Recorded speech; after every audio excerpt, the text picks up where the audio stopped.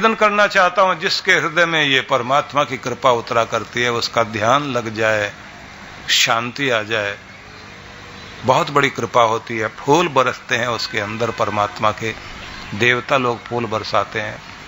तो इसके लिए कुछ और खास करने की जरूरत नहीं। मैं जो कुछ आपको बताऊं उसे आप ध्यान से समझ लेना। एक पहली बात, अपना कोई नियम बना लो। नियम बना लीजिए उठने का, इतने बजे उठेंगे, इतने बजे भगवान की भक्ति करेंगे, या इतना नियम बना लो इतनी देर तो बैठना ही है, कुछ भी हो जाए भगवान की इतनी भक्ति तो करेंगे। और जल्दी जल्दी नहीं करेंगे, जितनी देर करेंगे प्रेम से करेंगे। और भक्ति का दिखावा नहीं करना, भगवान से मांगने के लिए नहीं करेंगे, भगवान की भक्ति करेंगे उसका प्यार पाने के लिए करेंगे। तो आप अपने मन में नियम बना लो। नियम आपका बन गया तो नियम आपने पकड़ा, एक दिन नियम आपका हाथ पकड़ेगा और भगवान को पकड़ा के जाएगा। बस उतना ही काम कर दीजिए आप, नियम ले जाएगा आपको आगे। नियम नहीं छोड़ना। दूसरी बात, मन को जबरदस्ती अनुशासन दो। शुरू शुरू में दिक्कत हो सकती है, धक्के से आप गाड़ी चलाओ अपनी, 15 दिन खड़ी रह जाए गाड़ी तो उसकी बैटरी जो है ना, बैटरी डाउन हो जाती है। तो उसके बाद आप क्या करते हैं, या तो बैटरी बदलेंगे या 4 भाई लेकर आएंगे धक्का लगवाने के लिए। धक्के से गाड़ी स्टार्ट हो जाती है ना। कोई एक आदमी चाबी लेके कान खुजा रहा था, गोल गोल कर रहा था, एक बच्चा आके बोला अंकल धक्का लगाओ अगर स्टार्ट ना हो रही हो तो।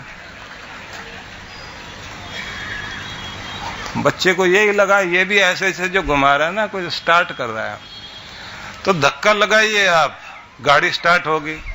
अब इस बात को उलट दीजिए आप, उलट के ये समझिए, जब आपका नियम टूट जाए, आपसे नियम ना बनता हो, सैर का नियम, भक्ति का नियम, कोई भी नियम अगर आपका नहीं बन पा रहा हो तो फिर क्या करोगे, जबरदस्ती लेके जाओ अपने आप को धक्के से। 4 दिन जबरदस्ती कर लीजिए, 5वें दिन आपका मन नियम पकड़ लेगा, उसके बाद बैटरी अपने आप चार्ज हो जाएगी और अपने आप चाबी लगाओ स्टार्ट। सुबह सुबह रोज अपने आप नियम से जाने लग जाओगे।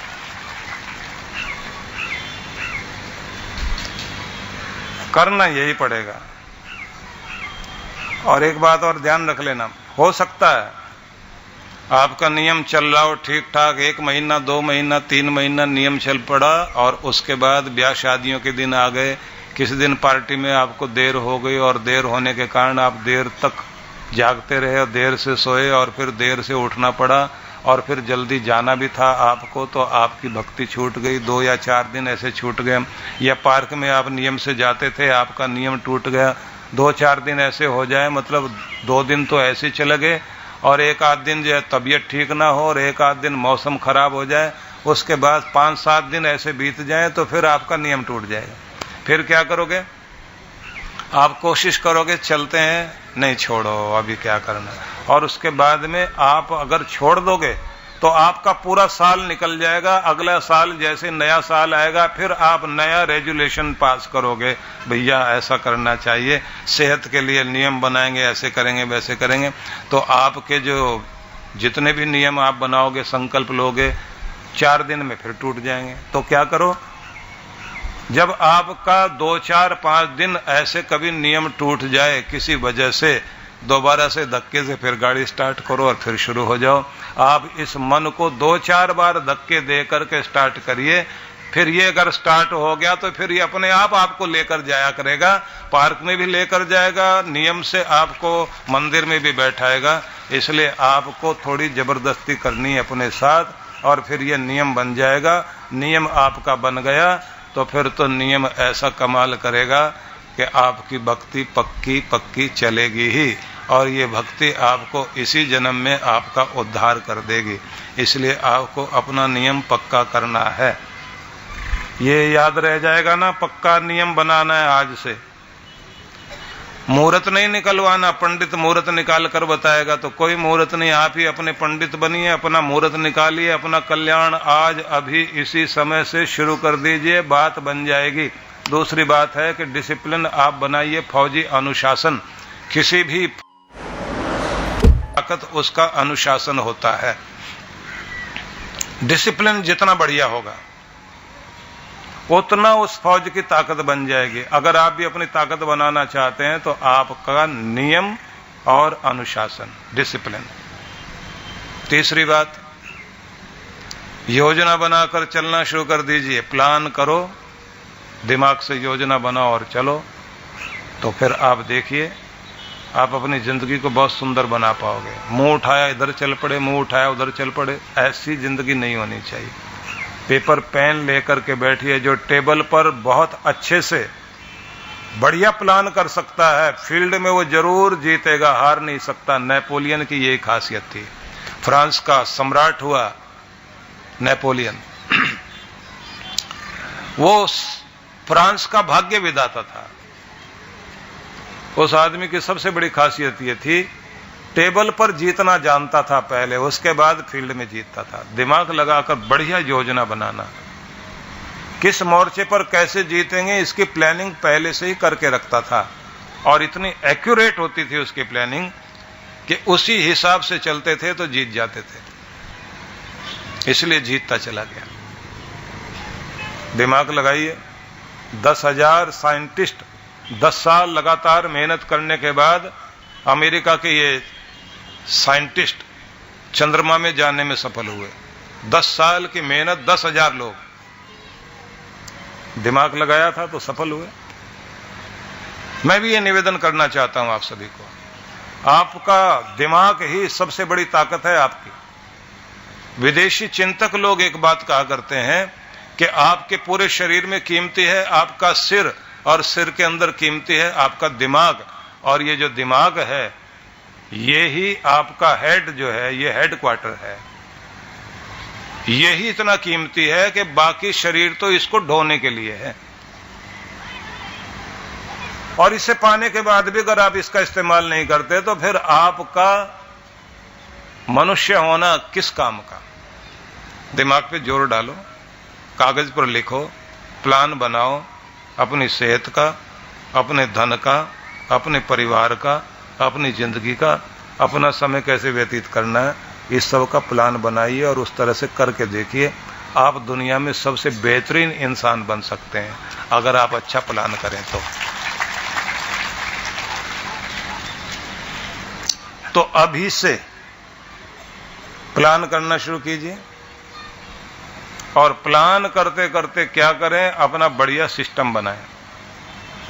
जिस आदमी को अच्छी व्यवस्था और सिस्टम बनाना आ गया, अच्छा प्रबंधन, अच्छा मैनेज करना आ गया, वो जीत गया। बड़ी बड़ी कंपनियों के पास सबसे बड़ी ताकत एक ही है, उनका जो सिस्टम है वो इतना बढ़िया है। एक अकेला आदमी बैठकर पूरे देश में 400-500 कंपनियां चलाता है, उसका सिस्टम काम करता है। ऐसे समझ लीजिए आप, दो तरह से आदमी कमाता है। एक आदमी खुद मेहनत करे और कमाए, कितना कमाएगा, थोड़ा। और दूसरा, आपका सिस्टम आपके लिए कमाए और आप बैठे हुए खाओ।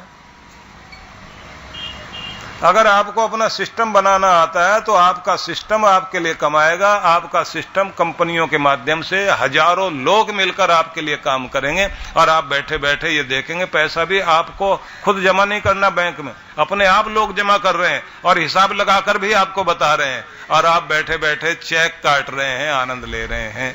आप सोचिए, आपका सिस्टम काम कर रहा है ना। तो या तो मजदूर बनो या मालिक बनो। नहीं, वो कर सकते हैं, हम नहीं कर सकते हैं, तो वो क्या सोने के बने हुए हैं और आप मिट्टी के। भगवान ने कम ज्यादा करके दिमाग दिया, सबके पास बहुत खुल के दिया, पर इतनी बात है उन्होंने घिस लिया थोड़ा सा। हम घिसने से डरते हैं, हम जैसा लेके आए ना वैसा वहां देना चाहते हैं। जोर डालिए इसके ऊपर तो बात बनेगी, सिस्टम काम करेगा। और सिस्टम कैसे होता है ये थोड़ा बताऊं आपको, ध्यान से सुन लीजिए। सिस्टम यह है कि जैसे आप अपने घर के अंदर एक व्यवस्था बनाते हैं, जूते रखने की जगह पर जूते रखिए, चाबी रखने की जगह पर चाबी रखिए, जहां माचिस, दिया सलाई और साथ में मोमबत्ती, टार्च वगैरह की जरूरत पड़ती है, एक ही जगह रखो। और सारे जितने भी आपके इस तरह की चीजों की जरूरत पड़ती है वो सारी एक जगह, फाइलें एक जगह। जहां पानी की फाइलें रखनी है, पानी के बिल आते हैं, बिजली के बिल आते हैं, हर एक चीज को उसी जगह पर रखिए। अंधेरे में भी हाथ डाले तो वहीं हाथ जाए। और अपनी आदत बना लीजिए कि आप बिस्तर से उठते भी हैं तो अपना काम फटाफट उठाकर अपने बिस्तर को, अपने कपड़ों को संभाल कर रखने की आदत बना लीजिए। जब आपको इस तरह रखना आ जाता है तो लक्ष्मी जी और देवी कृपाएं आपकी तरफ देखती हैं और कहती हैं इसको सिस्टम आता है, इसको दो, ये बढ़े आगे। और जिसको कबाड़ी की दुकान बनाना आता है तो भगवान भी और लक्ष्मी माता भी देख लेती हैं कबाड़ी है असली, थोड़ा थोड़ा देना, नहीं तो तेरा भी कबाड़ा कर देगा ये। दूसरी बात ये ध्यान रख लीजिए कि सिस्टम बढ़िया बनाओगे तो साथ में ये भी ध्यान रख लेना कि आपको मन से अमीर बनना, पहले फीलिंग आनी चाहिए कि आप रिच हैं, भिखमंगे मत बनो। वो आदत नहीं बनाना चाहिए कि दिवाली के दिन भिखारी के बच्चे बैठ करके साथ में भिखारी के साथ प्रार्थना कर रहे थे, दिए विए जलाए, उसके बाद सारे एक साथ मिलके बोले लक्ष्मी माता हमारे घर में बहुत कृपा कर देना, कार दे देना, कार। और बच्चे एकदम बोले हाँ लक्ष्मी माता कार देना, फिर कार में बैठ के भीख मांगा करेंगे। क्योंकि भिखारी है, भीख मांगने की आदत है, अब कार में बैठ के भीख मांगेंगे। अगर मन भिखारी है तो कहीं भी चले जाइए, वो वैसा का वैसा ही मिलेगा और आपको पहचान लिया जाएगा कि आप इस तरह के हो। दो आदमी बैठे थे ना, आपस में बात कर रहे हैं।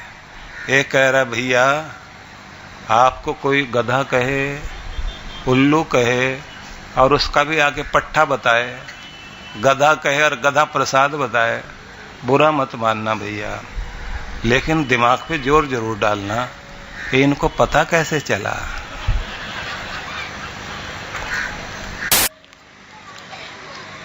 पता चलेगा, माथे पे नहीं लिखा हुआ, आपका व्यवहार आपका परिचय दे देगा। इसलिए अच्छा यही है अपने अंदर अपनी भावनाओं को उतना ऊंचा उठाओ कि आप अंदर से फील करो कि आप सच में रिच हो, आप सच में ज्ञानी हो, आप समझदार हो। आप अपने आप को मन से ऊंची जगह पर बैठाने की कोशिश कीजिए। तो जब आप अपने आप को मन से ऊंची जगह बैठाओगे तो भगवान भी एक दिन आशीर्वाद देकर आपको वहां बैठाएगा। जो आदमी मन से छोटा बना हुआ है छोटा ही रह जाएगा। हल्का सोचना, गलत लोगों के बीच बैठना और सीखने के लिए तैयार ना होना और लापरवाही करना और आलस्य करते रहना और जल्दी बात बात पे गुस्सा करना और आज का काम कल पर टालना। जिस आदमी ने ये शुरू कर दिया उसे नरक में जाने की जरूरत नहीं, नरक अपने आप पैदा कर रहा है। बचिए, आज का काम अभी, और छोटी बड़ी बातों को भूलो और आगे बढ़ना सीखिए। भविष्य पर दृष्टि रहनी चाहिए लेकिन वर्तमान का आनंद लेते हुए चलें। चेहरे पर प्रसन्नता रखें, माथे पर ठंडक रखें, वाणी में मिठास रखें और कर्म करने का जोश हाथ पांव में रखिए। कृपाएं आपके पीछे पीछे चलेंगे। आप करके देखिए। सिर झुकाओ तो भगवान के आगे और हाथ फैलाओ तो भगवान के आगे। बाकी दुनिया के आगे गिड़गिड़ाने की जरूरत नहीं है, न किसी के आगे हाथ फैलाने की जरूरत है। अपने बच्चों के आगे भी हाथ फैलाने की आवश्यकता नहीं है। मैं सुबह जब दीक्षा हो रही थी तो उस समय एक बात कह रहा था कि अभी आपकी प्रार्थनाएं ऐसी होंगी, उसके बाद ऐसी होंगी, उसके बाद में आपकी प्रार्थनाओं का स्तर ये होगा। तो उसमें हम एक बात कह रहे थे कि जब आपका स्तर ऊंचा उठता चला जाएगा, प्रार्थनाओं का स्तर भी बदलेगा। तब आप ये नहीं कहोगे दुख दूर कर भगवान, तब ये नहीं कहोगे भगवान मेरी जिम्मेदारियां कम कर, तब ये नहीं कहोगे मेरी उलझनें सुलझा, तब आप ये नहीं कहोगे कि जिंदगी का टेढ़ा मेढ़ा रास्ता आप आसान बना। तब आपकी आवाज होगी कि जिंदगी के टेढ़े मेढ़े रास्ते पर आसानी से चलना आ जाए। वो बुद्धि दे मुझे और वो समझ दे कि मैं बड़ी से बड़ी उलझनों को स्वयं सुलझा सकूं, अपनी भी और दूसरों की भी उलझनें सुलझा सकूं। और मुझे आशीर्वाद दे भगवान कि जिम्मेदारियां कितनी भी बढ़ जाएं, जिम्मेदारियों को कम करने के लिए कभी तुझसे प्रार्थना न करूं, बल्कि तू मुझे जिम्मेदार बना और मेरे कंधे इतने मजबूत करके हर बोझ को उठा सकूं और अपने अंदर कभी कमजोरी महसूस न करूं। दुख की रुलाती घड़ियों में भी कैसे मुस्कुराया जाता और कैसे हिम्मत रखी जाती, ये धैर्य मुझे देना। जो भी तू मुझे दे उस दिए हुए को आगे बांटना भी मुझे आ जाए और तेरी देन पा करके सिर झुकाकर तेरा धन्यवाद करना मुझे आ जाए। मुझे ये आशीर्वाद है। हमारी प्रार्थनाओं का स्तर ऊंचा होगा तो जीने का स्तर भी ऊंचा हो जाएगा। और फिर मैंने बताया था कि इसके बाद फिर एक और स्तर होता है प्रार्थना का। तो सार में बस ये कहना चाहता हूं, धीरे धीरे अपना स्तर ऊंचा कीजिए, अपनी प्रार्थनाओं में, अपनी भक्ति में, अपने नियम पक्के करो, अपने अनुशासन में आओ, अपनी योजना में चलो और सिस्टम बनाओ। खास बात, निष्ठा सीखो, वफादारी। वफादार हो जाओ गुरु के, वफादार हो जाओ भगवान के, वफादार हो जाए खुद के। वफादार आदमी इस बात का पूरा ध्यान रखेगा कि मेरे नियम ठीक से चले। मुझे घड़ी ने मना कर दिया क्योंकि फ्लाइट के लिए जाना है और हम लोग बहुत प्रेम से इतने दिनों से लगातार सुनते रहे। मैंने जितना भी बताया आपको, अगर इतना भी आपने नोट कर लिया, आखिरी दिन का सत्संग भी याद रह गया, तो बात इतनी जरूर बन जाएगी कि आप बात तक ये कहोगे कि जाते जाते इतना ही सुना था। और उसी का परिणाम ये है कि जीवन में एक रौनक तो आ ही गई है, एक आनंद तो बिखर ही गया है, एक मस्ती तो जीवन में चल ही पड़ी है। तो भगवान करे आपके जीवन में ये सब कृपाएं बढ़ें और आप अपने अपने जीवन को आनंद पूर्वक व्यतीत करें।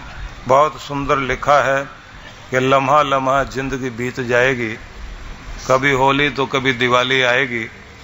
हर दिन को होली दिवाली मना लो, वरना जिंदगी यूं ही बीत जाएगी। टूटते हुए मन को, टूटती हुई हिम्मत को प्रार्थना के द्वारा शक्ति मिलती है। इसलिए हर सुबह हर शाम भगवान से प्रार्थना जरूर करें। प्रयत्न भी पूर्ण होना चाहिए, प्रयास भी पूर्ण होना चाहिए, परमात्मा के प्रति प्यास भी पूरी होनी चाहिए, लेकिन प्रार्थना भी समग्रता से होनी चाहिए। प्रार्थना आंतरिक रूप से शक्ति देगी, बाह्य रूप से आपको सांसारिक प्रयत्न, अपनी योजनाएं सही बनाकर उस पर कार्य करना, सभी के तालमेल की आवश्यकता पड़ती है।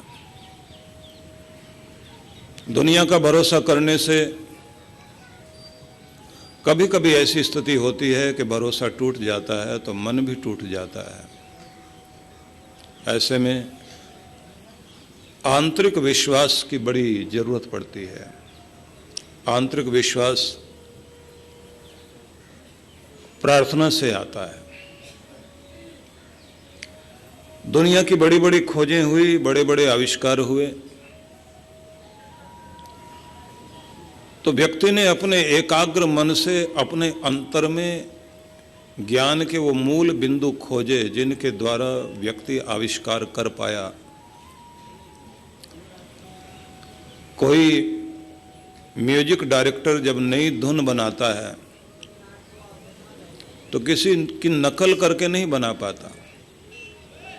अपने अंतर में जब एकाग्र होता है और अपने मूड में आता है तो उसको नई तरंग आती है और अंदर से ही लहर बनकर धुन प्रकट होती है। डिजाइनर नए नए डिजाइन ढूंढते हैं तो नया डिजाइन, नई सूझ पर नया आइडिया अंदर आता है। बिजनेसमैन जब अपने बिजनेस में बहुत ज़्यादा खोया हुआ, बहुत आनंदित और बहुत तनाव मुक्त होता है, तब उसके अंदर एक नई लहर आती है कि ये बिजनेस करते करते चलो एक नया कुछ और करते हैं, और एकदम कोई आइडिया क्लिक करता है उसको। वो जो आसमान में बादलों के बीच कड़कती हुई बिजली की तरह से एक चौंध हमारे मस्तिष्क में आती है, उसे कौन देता है? जो नया आइडिया आता है, नया विचार आता है, नई तरंग आती है, उसे हम अपने अंतर से ही पाते हैं। और वो एक छोटा सा आइडिया ऐसा क्लिक कर जाता है जिसके कारण एक साधारण सा आदमी सबसे आगे पहुंच जाता है। इसलिए पिछले दिनों भी आप लोगों ने देखा था कि एक व्यक्ति 250 रुपये का मोबाइल फ़ोन बेच रहा था। आइडिया आया, कितने करोड़ों रुपए एक साथ आकर जमा हुए। अजीब बात तो ये रही, सैकड़ों करोड़ तो विज्ञापन से ही मिल गए उस व्यक्ति को। मैं ये नहीं कहता कि वो कितना सफल होगा कितना नहीं, लेकिन दुनिया में आइडियाज़ इसी तरह से आते हैं। व्यक्ति के अंदर कोई चीज़ क्लिक करती है, मतलब व्यक्ति बाहर से नहीं अंदर से ही कुछ न कुछ नया खोजता है, नया ढूंढता है। नया बनने के लिए आपको अपने अंदर में ही जाना चाहिए। इसलिए दुनिया के बड़े से बड़े व्यक्ति, हम गुस्ताव एफिल के बारे में पढ़ें, किसी झरने के किनारे बैठा हुआ, हाथ में अपना पेपर और पेंसिल लेकर नया डिजाइन कर रहा है, और उसे लगता है कि कालजयी रचना आनी चाहिए, एक ऐसी रचना बननी चाहिए जो मेरे देश में एक पहचान बने और पूरी दुनिया को आकृष्ट कर सके। तो दिमाग पर जोर डालने से चीज नहीं आ रही। पेपर रख दिया, पेन रख दिया, शांत होकर बैठ गया अपने मूड में। जब आनंदित होने लगा, प्रकृति की लय से ताल मिलाने लगा, एकाएक कुछ आइडिया आया, उसने कुछ लकीरें खींची और फिर उसी के नाम पर, गुस्ताव एफिल के नाम पर, एफिल टावर फ्रांस में बना, पेरिस में, जो पूरी दुनिया को आकृष्ट करता है। संसार के आश्चर्यजनक चीज़ों में उसका नाम भी आता है। तो एक ऐसी चीज़ मस्तिष्क में पहले आई, फिर पेपर में आई, पेपर में आने के बाद ज़मीन पर उतरी। आप समझ सकते हैं कि बहुत कुछ आपके अंदर छिपा पड़ा है, लेकिन आपकी चिंताएं, आपका दबाव, आपका तनाव आपके अंदर की गुणवत्ता को बाहर प्रकट नहीं होने देता। इसलिए भारत के ऋषियों ने एक परंपरा दी कि आप शांत होकर एकांत में बैठें, ध्यान मग्न हो, अपने अंतर में अपने सपनों को, अपने उद्देश्यों को, अपने लक्ष्यों को प्राप्त करने के लिए अपने अंदर से ही अपनी शक्ति को उजागर करो। इसलिए जब भी व्यक्ति ध्यान में उतरता है, कुछ एक नई चीज़ें, नए बिंदु उसके अंदर प्रकट होते हैं। कभी कभी ऐसी स्थितियां तब भी प्रकट होती हैं जब व्यक्ति नींद में होता है और कोई सपना देखता है। उस सपनों में भी ऐसी चीज़ें आती हैं। इसलिए एक बहुत बड़ा हास्य अभिनेता चार्ली चैपलिन अपने साथ एक वॉइस रिकॉर्डर रखता था। सोते हुए अपने बेड के पास भी रखकर सोता था। पता नहीं कब कौन सा आइडिया क्लिक कर जाए। रात को सोते सोते कोई सपना देखा, उस सपने में कोई चीज उसे महसूस हुई, जागकर तुरंत उसे रिकॉर्ड करता था, पता नहीं खो ना जाए। और उस आधार पर उस व्यक्ति ने वो एक शुरुआत की कि हास्य किस तरह से पैदा किया जा सकता है, और अपने समय में बहुत पैसा कमाने वाला व्यक्ति बना। मैं ये निवेदन करना चाहता हूँ, किताबों में देखकर नकल करने वाले तो बहुत मिल जाएंगे। वो लोग भी हैं जो किताबों में 10 जगह से जोड़ करके PhD प्राप्त कर लेते हैं और डॉक्टरेट की उपाधि प्राप्त कर लेते हैं, लेकिन मूल चीज़ें व्यक्ति के अंतर से प्रकट होती हैं। और ये सब तब होती हैं जब व्यक्ति शांत हो, एकाग्र हो और अपने अंतर में अपनी शक्तियों को प्रकट होने दे। इसलिए मैंने एक चीज़ को अनुभव किया है कि महान पुरुष लोग जो ये कहते हैं, जैसे हम गीता में भी कृष्ण भगवान के संदेश को पढ़ते हैं, योगी युंजीत सततम आत्मानम रहस्य स्थित एकाकी यच्चित्तात्मा निराशी अपरिग्रह। वह व्यक्ति जो परमात्मा से जुड़ा हुआ है, जिसका ध्यान अपने परमात्मा में, अपने ईश्वर में संलग्न है, ऐसा योगी व्यक्ति युंजीत सततम आत्मानम, निरंतर अपने आपे को उस परम शक्ति से जोड़े रखे। लेकिन इससे जोड़ने के लिए एकाकी यच्चित्तात्मा निराशी अपरिग्रह, किसी एकांत स्थान का चयन करना बहुत आवश्यक है। ऐसे सुंदर स्थान का चयन करें जहाँ से आप संसार के कोलाहल से दूर होकर अपने गहन मौन में जाकर परम की आवाज़ को, उसकी अनुगूंज को सुन सकें। शांत मन, एकाग्र मन, शांत स्थान, पवित्र स्थान, जहाँ बैठकर आपका ध्यान परमेश्वर में लग सके। वेदों में पढ़ते हैं तो वहाँ पर संदेश दिया गया, उपहरे गिरिणाम संगमे च नदी नाम दिया विप्रो अजायत। पर्वतों की गुफाओं में या नदियों के संगम पर कहीं ऐसे स्थान में बैठकर व्यक्ति की अंत प्रज्ञा प्रकट होती है। तो एकांत शांत स्थान चुनना ये बड़ा आवश्यक है। आपके घर में कोई ना कोई एक ऐसा स्थान जरूर होना चाहिए जहां आप दुनिया के मालिक से मिलने के लिए अपने आप को, अपनी प्रयोगशाला को प्रयोग करें। आपके मंदिर कुछ और नहीं, प्रयोगशाला है, जहां आप अपने आप ही में प्रयोग करते हैं और अपने अंतर में परमात्मा की रश्मियों को, ऊर्जाओं को, उर्मियों को आत्मसात करने के लिए मन को एकाग्र करते हैं।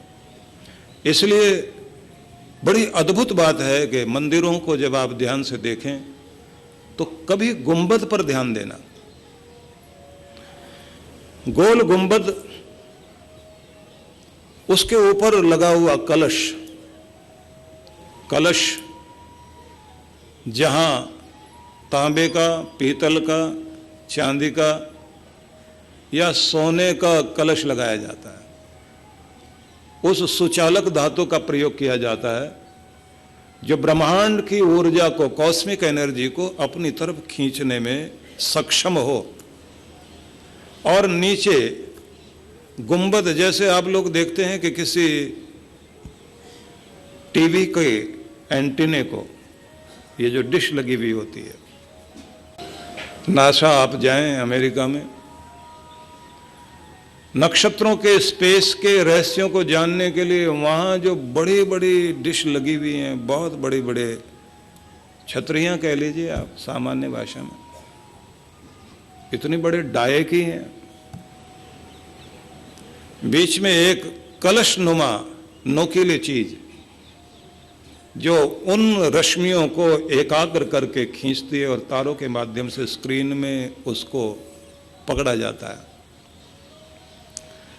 ठीक इसी तरह से परमात्मा की शक्तियों को अपनी तरफ खींचने के लिए ये एक प्रकार है हमारे भारत का, जिसके नीचे गर्भगृह में मुख्य श्री विग्रह कहिए या मूर्ति कहिए लगी हुई होती है, और उसमें भी उस पत्थर का प्रयोग किया जाता है जो निष्कलश हो, या जिसको आप कहें बेदाग पत्थर, और लाखों सालों का ताप सहने के बाद जिसके अंदर शुभ्रता प्रकट हुई हो, ऐसा पत्थर प्रयोग किया जाता है, जिससे होकर के वो रश्मियाँ, जब आप वहाँ ध्यान लगाते हैं तो आप कुछ प्राप्त करते हैं, कुछ ग्रहण कर रहे होते हैं। जितना प्रेम और जितना भाव लेकर आप वहाँ खड़े होते हैं उतना ज़्यादा आपको लाभ होता है। कुछ लोग केवल मात्र थोड़ी देर के लिए कोई मंत्र पाठ करके वहाँ से जल्दी से अपनी डिमांड लिस्ट भगवान के सामने रख करके वहाँ से निकल आते हैं और बोल देते हैं कि अभी मैंने ये डिमांड लिस्ट रखी है, अगली बार दूसरी लेकर आऊँगा, आप ये पूरी करना, फिर नारियल चुन्नी भी लेकर आऊँगा, प्रसाद भी चढ़ाऊँगा। वो लोग ये नहीं समझ पाते कि भगवान हमारे नारियल और प्रसाद के भूखे नहीं हैं, हमारे भाव से ही परमात्मा प्रसन्न होते हैं, प्रेम ही भगवान तक पहुंचता है। जितना प्रेम पूर्वक जाकर खड़े हो गए उतनी कृपा प्राप्त होगी, लेकिन प्रेम हम प्रकट नहीं कर पाते। लेकिन वो एक समय होता है, वो क्षण होता है जब आपकी तरफ कृपाएं प्रकट हो रही होती हैं। जितनी देर हो सके वहाँ श्रद्धा भाव से खड़े होकर के देखिए, आपको अद्भुत लाभ होगा। और केवल जीवन सुधारने का ही प्रयोग नहीं है, मरण सुधारने के लिए भी भगवान की आराधना है। गीता में भगवान कृष्ण कहते हैं, अंत काले च मामेव स्मरन् मुक्त्वा कलेवरम यह प्रयाति स मद्भावम याति नास्ति अत्र संशयः। अंत काल में परमेश्वर का, भगवान का स्मरण करता हुआ जब कोई व्यक्ति अपने शरीर का परित्याग करता है, सह प्रयाति, वह उस उत्तम गति को प्राप्त करता है। मद भावम याति, मेरे स्वरूप को प्राप्त कर लेता, मतलब भगवत स्वरूप में पहुंच जाता है। आसक्ति, मोह, ममता समस्त से ऊपर उठकर केवल मात्र परमेश्वर में ही ध्यान लगाता हुआ, पूरी दुनिया से अलग हटकर जब व्यक्ति भगवान में ही अपने आप को ध्यान लगाता हुआ श्वास छोड़ दे, तो कहते हैं कि फिर वो परमात्मा को ही प्राप्त कर लेता है, अपने आनंद को ही प्राप्त कर लेता है। नास्ति अत्र संशय, इसमें कोई डाउट नहीं है, संदेह नहीं है। लेकिन ऐसी स्थिति बनती कब है? चलते फिरते, उठते बैठते, सोते जागते आपकी जिह्वा पर परमात्मा का नाम रहे, खाते पीते कार्य करते हुए उस प्रभु को धन्यवाद देते हुए आप जीवन व्यतीत करें, और आपका नाम जपने का ढंग इस तरह हो जाए कि आप हिचकी भी लें, डकार भी लें, तो आपके मुंह से भगवान का नाम निकले, और अगर दुख पड़े, दुख में भी भगवान का नाम निकले, और खुशी आए तो खुशी में भी भगवान का नाम आपके मुख से प्रकट होने लग जाए, तो समझ लेना चाहिए कि अब जिह्वा पर नाम बस गया है। तो आखिरी हिचकी जब लेता है व्यक्ति, तब ये याद नहीं करना पड़ता भगवान का नाम लेना या नहीं लेना है। स्वभाव में जब वो नाम लेने की प्रकृति चल जाती है, तो अपने आप मुंह से भगवान का नाम प्रकट होता है और व्यक्ति की गति होती है। कुछ कुछ लोगों का अंतिम समय में, आखिरी दिनों में, बुढ़ापे में चलते चलते मुंह से गालियां निकलने लग जाते हैं, और लोग कहते हैं सारी जिंदगी भगवान का नाम जपा, लेकिन अब क्या हो गया इनको। न जाने हमारे अनकॉन्शियस माइंड में, हमारे अंतर चित्त में कब कब के कौन कौन से विकार दबे हुए होते हैं जो उस समय प्रकट हो जाते हैं। लेकिन अगर आपने नाम जपते रहने की आदत बनाई हुई है, निश्चित रूप से वो क्षण जब विदाई की घड़ी होगी तो वो नाम आ ही जाएगा, लबों पर ठहर जाएगा, और गति निश्चित रूप से होगी, इसमें कोई संदेह नहीं है। संत तुकाराम की बात ध्यान आती है, महाराष्ट्र के महान संत हुए। उन्होंने कहा कि मेरी जिह्वा इतना एहसान कर देना मुझ पर, जब सारा शरीर शिथिल हो रहा हो और आखिरी विदाई की वेला आ जाए, तो उस प्यारे का नाम जपने में मेरी मदद कर देना, जिससे मैं उसके चरणों तक पहुंच सकूं।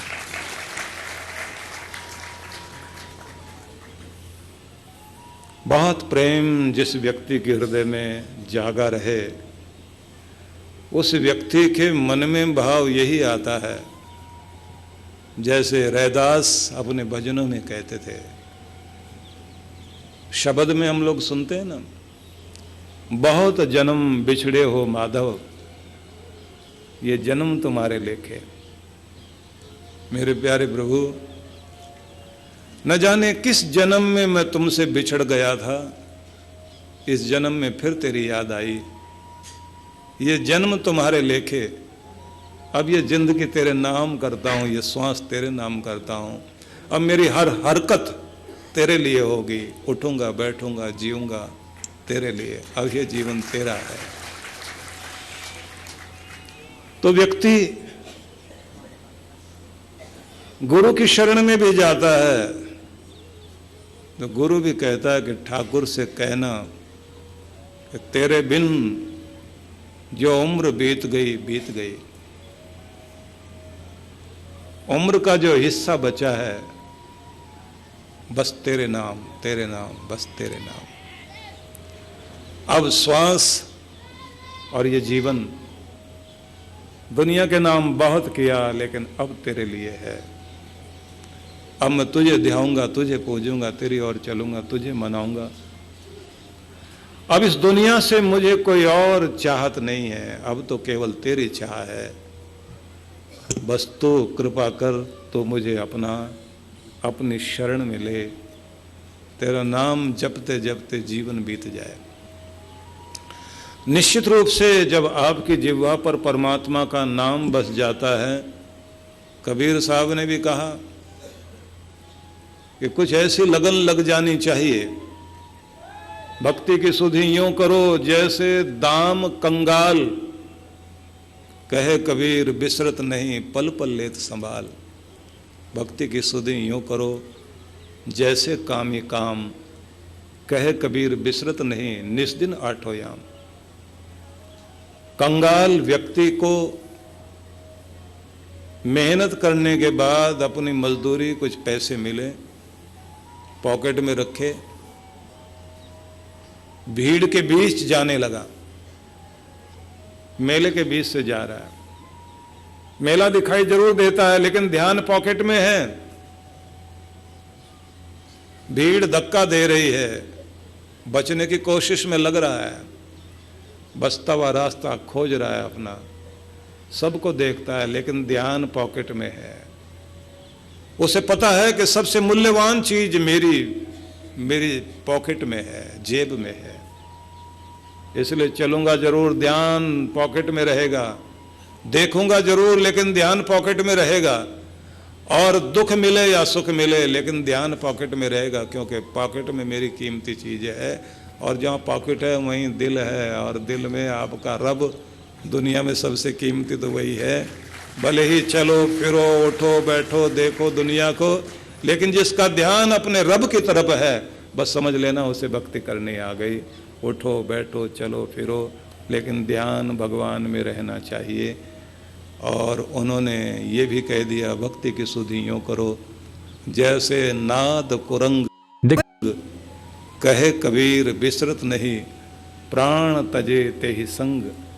हिरन को बांसुरी सुनते हुए अपनी सुध बुध नहीं रही, और बैलिए ने तीर मार दिया।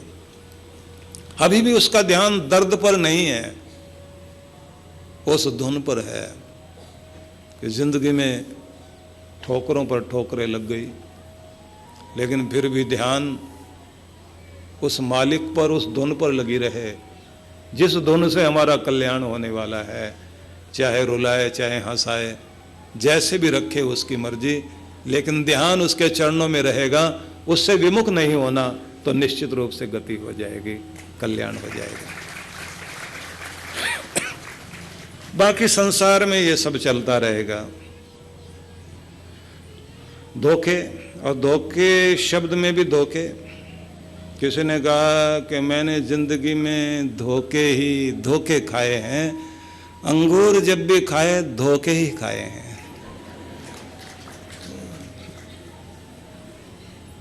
बात तो लग रही थी शायद धोखे की बात कर रहा है, लेकिन बात में थोड़ी हास्य मुस्कान दे गया, अच्छी बात है।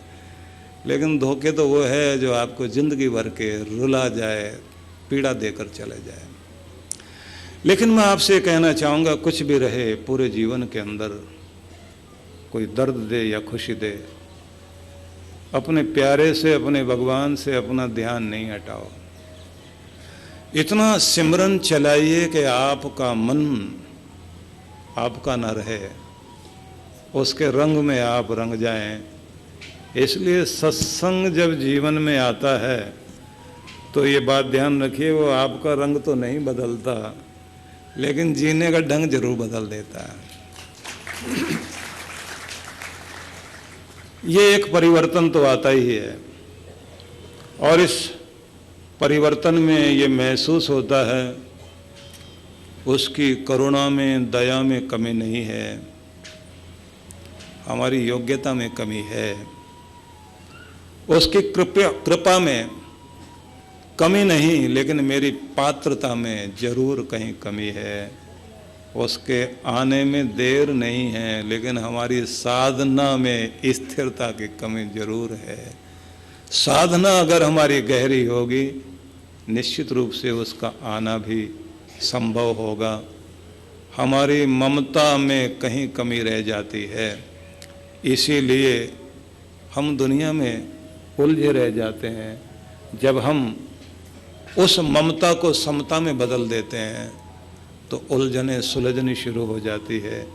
इसलिए सबको एक ही बात ध्यान रखनी है कि अपना ध्यान अपने प्यारे प्रभु में, उसके स्मरण में, उसके चिंतन में निश्चित रूप से लगाएं। लेकिन जो भी जाप करें उसमें भाव भावना जरूर होनी चाहिए। तज्जपस तदर्थ भावनम, योग दर्शनकार ने कहा, जो जाप आप करते हैं उस जाप के अनुसार भावना जरूर होनी चाहिए। जितने आप भाव विभोर होंगे निश्चित रूप से आपका जप आपके जीवन में चमत्कार करना शुरू कर देगा। इसलिए जप जो जितने भी तरह के किए जाते हैं, चाहे आप वाचिक जप करें, उपांशु जप करें, मानसिक जप करें, अजपा जाप करें, नित्य जप करें, नैमित्तिक जप करें, अनुष्ठानात्मक जप करें, परिक्रमा जप करें, प्रकाम्य जप करें, 14 तरह के जप है ना। जितने भी तरह के जप हैं उन सभी जपों में एक ही बात महत्वपूर्ण है, आपकी भावना गहरी होनी चाहिए। तो एक नियम तो ये होता है कि जब आप जाप कर रहे होते हैं तो बोल बोल कर जाप किया जाए, और जब आप थकने लग जाएं तो आपके होठ हिलें, आवाज़ आपको ही सुनाई दे। जैसे कोई नन्हा बालक अपनी माँ के कान में जाकर बहुत हौले से प्यार से कुछ बोलता है और फिर धीरे से कहता, माँ मुझे ये मिठाई चाहिए।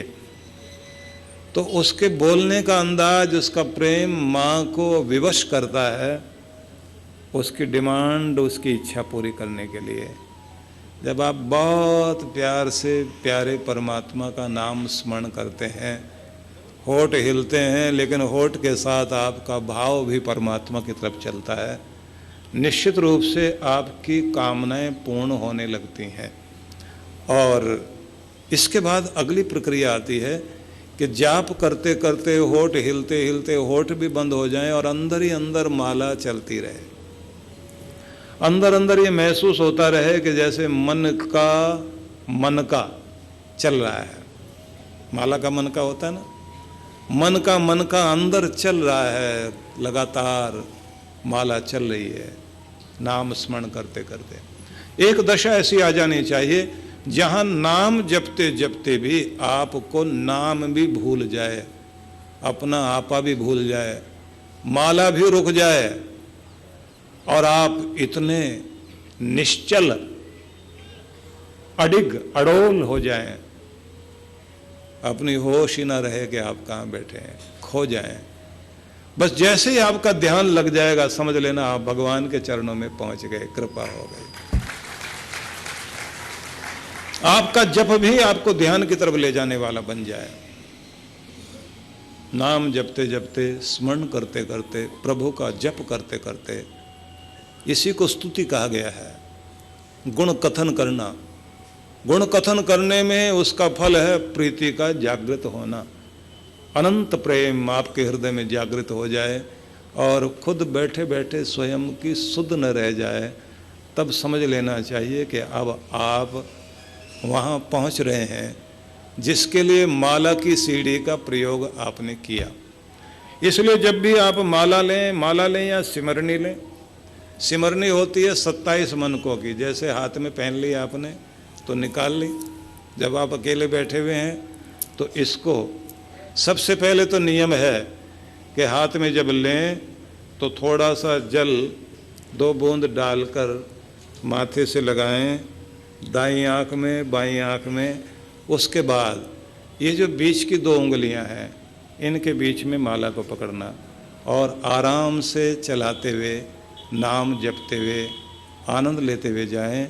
महसूस करें मैं उस नाम का स्मरण कर रहा हूँ जो इस पूरे संसार का संचालक, सबका दाता, सब पर कृपा करने वाला मेरा प्यारा प्रभु है। वही असीम है, वही अनंत है, वही निर्विकार है, वही कल्याणकारी है, वही सबकी झोलियां भरता है। सबका दुख दूर करने वाला एक ही दुख विनाशक सुख स्वरूप है। मैं उस प्यारे के स्मरण में इस माध्यम से निकट जा रहा हूँ।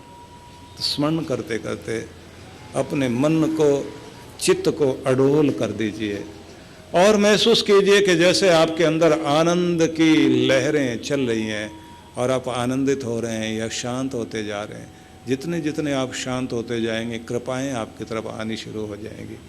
और ये ध्यान रखिए, जितना जितना आप इस आज्ञा चक्र में ध्यान टिकाते हैं, आपका सौभाग्य वर्धन होना शुरू हो जाता है। ध्यान की जितनी प्रक्रियाएं हैं उनमें एक ध्यान सौभाग्य ध्यान होता है, जिसको गुड लक मेडिटेशन बोलते हैं। उसमें सबसे पहले इसी शक्ति को जागृत करने की चेष्टा की जाती है कि आपका भाग्य सौभाग्य में बदल सके। सार में ये कहना चाहूँगा, ध्यान अद्भुत शक्ति है। जब कभी आपको ऐसा मौका मिले, जरूर इसमें शामिल होने की चेष्टा कीजिए।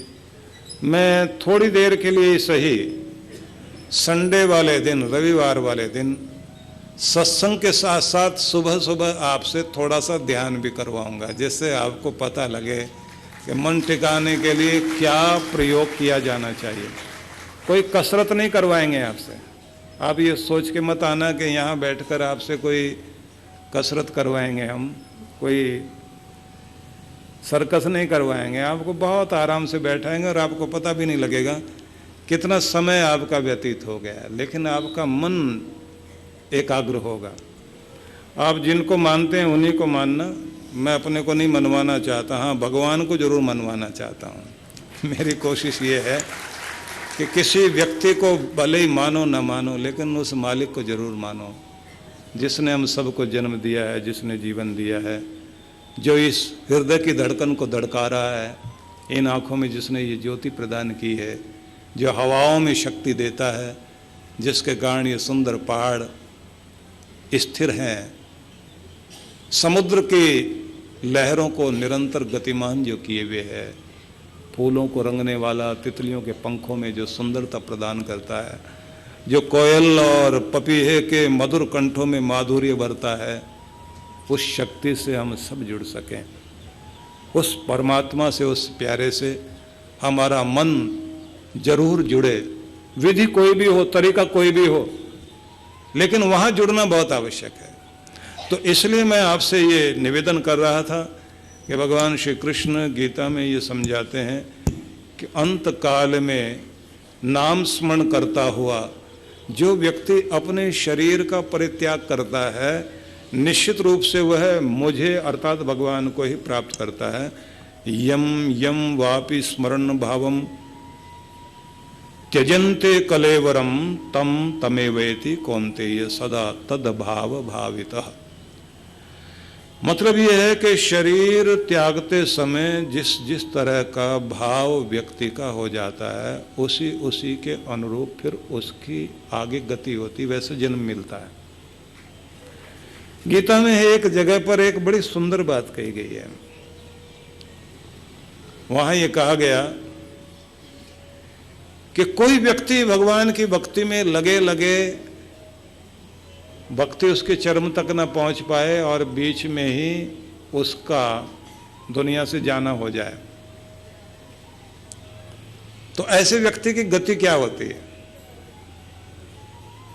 तो कृष्ण भगवान कहते हैं कि जहां से मैं छोड़ता हूं वहीं से फिर पकड़ लेता हूं। जो व्यक्ति अपनी यात्रा में जहां तक पहुंचा था वहीं से फिर आगे उसकी यात्रा शुरू हो जाती है। असल में तो बात यह भी है कि आपकी भक्ति, आपका कर्म, आपकी सेवा, आपकी दया भावना, वो आपको इस जन्म में ही नहीं अनेक जन्मों तक प्रभाव डालती है। यहाँ तक कि आपका दिया हुआ भी आगे तक काम आता है। अजीब बात तो ये है कि किसी व्यक्ति ने पूरी जिंदगी बुरा कर्म किया, लेकिन दान देने में लगा रहा, बुरा करके भी देता जरूर था। अब अगला जन्म मनुष्य का तो मिला नहीं, पशु का मिल गया। बन गया कुत्ता बिल्ली। अब उसके दिए का क्या फर्क पड़ेगा? तो अजीब बात है कि उसका दिया हुआ भी उसके आगे जरूर आएगा।